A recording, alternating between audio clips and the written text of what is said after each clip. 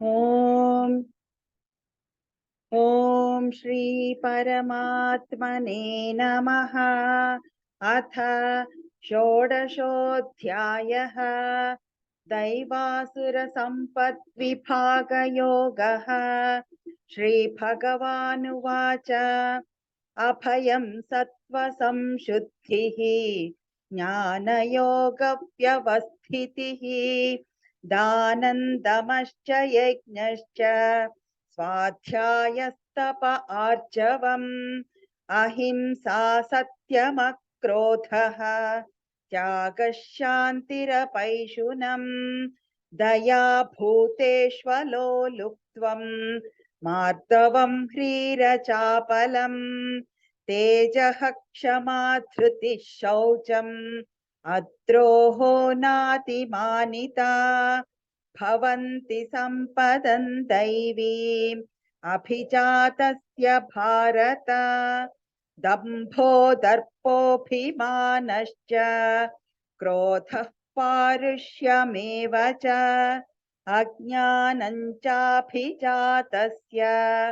पार्थसम्पदमासुरीम् दैवी सम्पद्विमोक्षाय निबन्धायासुरीमता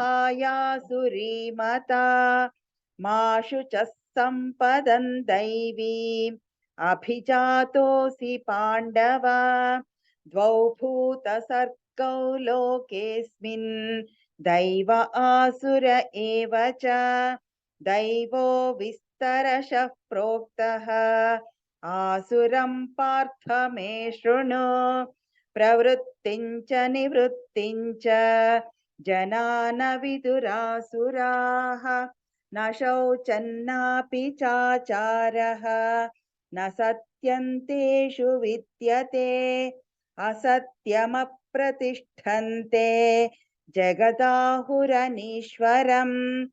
अपरस्परसम्भूतम् किमन्यत् कामहैतुकम् एतान् दृष्टिमवष्टभ्य नष्टात्मानोऽल्पबुद्धयः प्रभवन्त्युग्रकर्माणः क्षयाय जगतो हिताः काममाश्रित्य दुष्पूरम् दम्भमानमदान्विताः मोहात् गृहीत्वा सद्ग्राहान् प्रवर्तन्ते शुचिव्रताः चिन्तामपरिमेयाञ्च प्रलयान्तामुपाश्रिताः कामोपभोगपरमाः एतावदिति निश्चिताः आशापाशशतैर्बद्धाः कामक्रोधपरायणाः ईहन्ते कामभोगार्थम् अन्यायेनार्थसञ्चयान् इदमद्य मया लब्धम् इमं प्राप्स्ये मनोरथम् इदमस्तीदमपि मे भविष्यति पुनर्धनम् असौ मया हतः शत्रुः हनिष्ये चापरानपि ईश्वरोऽहमहं भोगी सिद्धोऽहं बलवान् सुखी आढ्योऽभिजनवानस्मि कोऽन्योऽस्ति सदृशो मया यक्ष्ये दास्यामि मोदिष्ये इत्यज्ञानविमोहिताः अनेकचित्तविभ्रान्ताः मोहजालसमावृताः प्रसक्ताः कामभोगेषु पतन्ति नरकेषु च आत्मसम्भावितास्तब्धाः धनमानमदान्विताः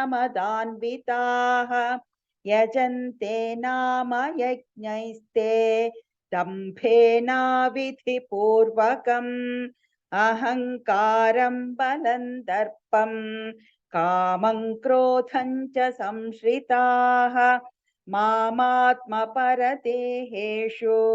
प्रद्विषन्तोऽभ्यसूयकाः तानहं द्विषतः क्रूरान् संसारेषु नराधमान् क्षिपाम्यजस्रमशुभान् आसुरीष्वेव योनिषु आसुरीयोनिमापन्नाः मूढा जन्मनि जन्मनि मामप्राप्यैव कौन्तेय ततो यान्त्यधमां गतिम् त्रिविधं नरकस्येदम् द्वारन्नाशनमात्मनः कामः क्रोधस्तथा लोभः तस्मादेतत्त्रयं त्यजेत् एतैर्विमुक्तः कौन्तेय तमोद्वारैस्त्रिभिर्नरः आचरत्यात्मनः श्रेयः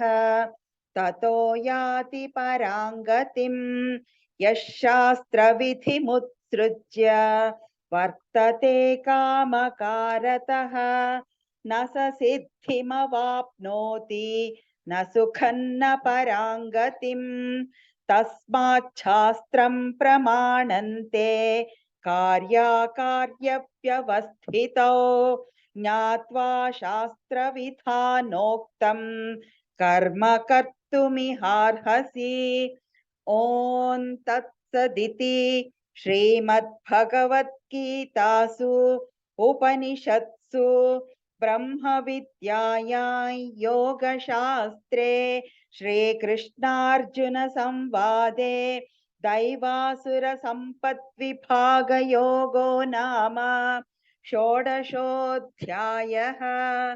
सर्वधर्मान् परित्यज्य मामेकं शरणं व्रज अहं त्वा सर्वपापेभ्यः मोक्षयिष्यामि मा शुचः। ॐ श्री परमात्मने नमः। अथ सप्तदशोऽध्यायः श्रद्धात्रयविभागयोगः। अर्जुन उवाच ये शास्त्रविधिमुत्सृज्य यजन्ते श्रद्धयान्विताः तेषान्निष्ठा तु का कृष्ण सत्त्वमाहो रजस्तमः। श्रीभगवानुवाच त्रिविधा भवति श्रद्धा देहिनां सा स्वभावजा सात्विकी राजसी चैव तामसी चेति तां शृणु। सत्त्वानुरूपा सर्वस्य श्रद्धा भवति भारत। श्रद्धामयोऽयं पुरुषः यो यच्छ्रद्धः स एव सः। यजन्ते सात्विका देवान् यक्षरक्षांसि राजसाः प्रेतान् भूतगणांश्चान्ये यजन्ते तामसा जनाः। अशास्त्रविहितं घोरं तप्यन्ते ये तपो जनाः दम्भाहङ्कारसंयुक्ताः कामरागबलान्विताः कर्षयन्तः शरीरस्थं भूतग्राममचेतसः मां चैवान्तः शरीरस्थं तान् विद्यासुरनिश्चयान्। आहारस्त्वपि सर्वस्य त्रिविधो भवति प्रियः यज्ञस्तपस्तथा दानं तेषां भेदमिमं शृणु। आयुस्सत्त्वबलारोग्यसुखप्रीतिविवर्धनाः रस्या स्निग्धा स्थिरा हृद्याः आहाराः सात्विकप्रियाः कट्वं ललवणात्युष्णतीक्ष्णरूक्षविदाहिनः आहारा राजसस्येष्टाः दुःखशोकामयप्रदाः यातयामङ्गतरसं पूतिपर्युषितं च यत् उच्छिष्टमपि चामेध्यं भोजनं तामसप्रियम् अफलाकाङ्क्षिभिर्यज्ञः विधिदृष्टो य इज्यते यष्टव्यमेवेति मनः समाधाय स सात्विकः अभिसन्धायतु फलम् दम्भार्थमपि चैव यत् युज्यते भरतश्रेष्ठ तयज्ञौ विद्धि राजसं विधिहीनमसृष्टान्नं मन्त्रहीनमदक्षिणम् श्रद्धाविरहितं यज्ञं तामसं परिचक्षते देवद्विजगुरुप्राज्ञपूजनं शौचमार्जवम् ब्रह्मचर्यमहिंसा च शारीरं तप उच्यते अनुद्वेगकरौ वाक्यं सत्यं प्रियहितं च यत् स्वाध्यायाभ्यसनं चैव वाङ्मयं तप उच्यते मनः प्रसादः सौम्यत्वं मौनमात्मविनिग्रहः भावसंशुद्धिरित्येतत् तपोमानसमुच्यते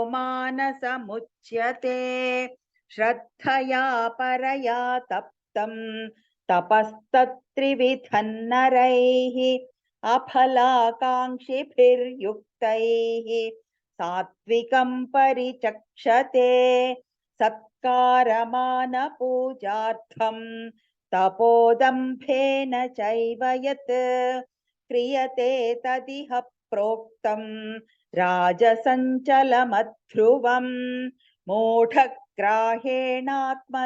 यत् पीडया क्रियते तपः परस्योत्सादनार्थं वा तत्तामसमुदाहृतं दातव्यमिति यद्दानं दीयतेऽनुपकारिणे देशे काले च पात्रे च तद्दानं सात्विकं स्मृतं यत्तु प्रत्युपकारार्थं फलमुद्दिश्य वा पुनः दीयते च परिक्लिष्टं तद्दानं राजसं स्मृतम् आदेशकाले यद्दानम् अपात्रेभ्यश्च दीयते असत्कृतमवज्ञातं तत्तामसमुदाहृतम् ॐ तत्सदिति निर्देशः ब्रह्मणस्त्रिविधः स्मृतः ब्राह्मणास्तेन वेदाश्च यज्ञाश्च विहिताः पुरा तस्मादोमित्युदाहृत्य यज्ञदानतपः क्रियाः प्रवर्तन्ते विधानोक्ताः सततं ब्रह्मवादिनां तदित्यनभिसन्धाय फलयज्ञतपः क्रियाः दानक्रियाश्च विविधाः क्रियन्ते मोक्षकाङ्क्षिभिः सद्भावे साधुभावे च सदित्येतत् प्रयुज्यते प्रशस्ते कर्मणि तथा सच्छब्दः पार्थ युज्यते यज्ञे तपसि दाने च स्थितिः सदति चोच्यते कर्म चैव तदर्थीयं सदित्येवाभिधीयते अश्रद्धया हुतं दत्तं तपस्तक्तं कृतं च यत् असदित्युच्यते पार्थ न च तत्प्रेत्य नो इह ॐ तत्सदिति श्रीमद्भगवद्गीतासु उपनिषत्सु ब्रह्मविद्यायां योगशास्त्रे श्रीकृष्णार्जुन संवादे श्रद्धात्रयविभागयोगो नाम सप्तदशोऽध्यायः सर्वधर्मान् परित्यज्य मामेकं शरणं व्रज अहं त्वा सर्वपापेभ्यः मोक्षयिष्यामि मा शुचः।